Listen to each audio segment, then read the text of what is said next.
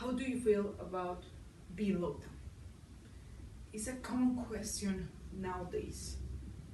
The fact that we lived almost 3 years without being able to go outside because we could risk our own lives was dramatic for almost everyone. Hi, my name is Karen Perez Navarro, and I'm going to talk about a very important topic: suicide. Even after the finish of all of this, we have the highest numbers of depression and suicides that we ever before.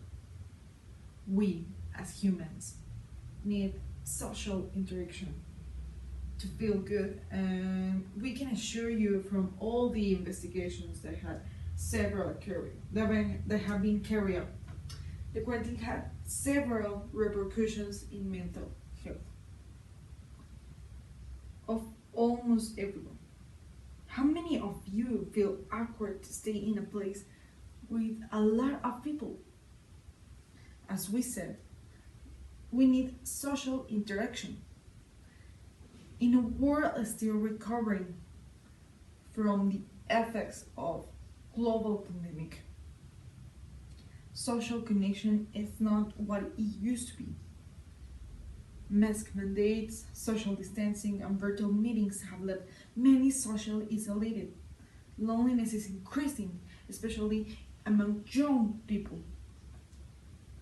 This loneliness epidemic makes people more likely to suffer from mental and physical illness, including depression, anxiety, and cardiovascular diseases.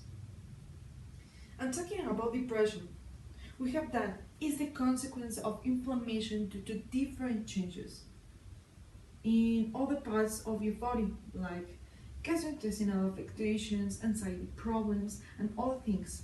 Depression is a consequence of constant discomfort. According to psychologists and psychiatrists, this affection changes how you think, feel about everything. Feeling sad, angry, impulsive, almost every time. We had a bad idea of it. It's not a diagnosis, it's a feeling. And like this, we should treat it like that. You need at least 3 different studies to be medicated.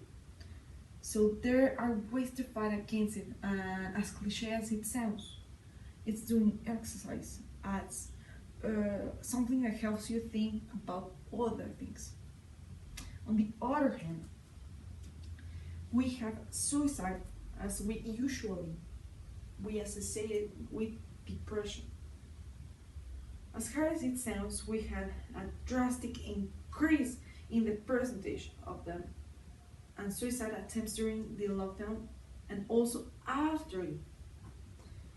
We have the knowledge and opportunities to help everyone. That sports nets are everything. Even we aren't specialists, we can bring them the essentials of being supported when they need us. Don't feel like that. It didn't even matter that much. You're exaggerating. It's the worst way to help them. These phrases should be altered from our vocabulary because we're completely different from each other. Because we live different our lives. This is the thing. Depression has symptoms. And we can even see them. If the person has constantly impulses, constantly changes in temper, sadness, anger, or something that isn't how the person usually behaves, we have a danger sign. We should channel them to the pertinent specialists as soon as it's possible.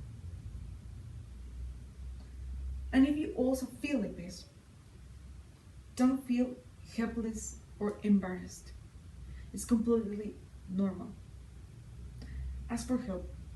Every one of us needs it sometimes, and it's okay. Stay safe stay healthy, and give yourself the attention you're worth.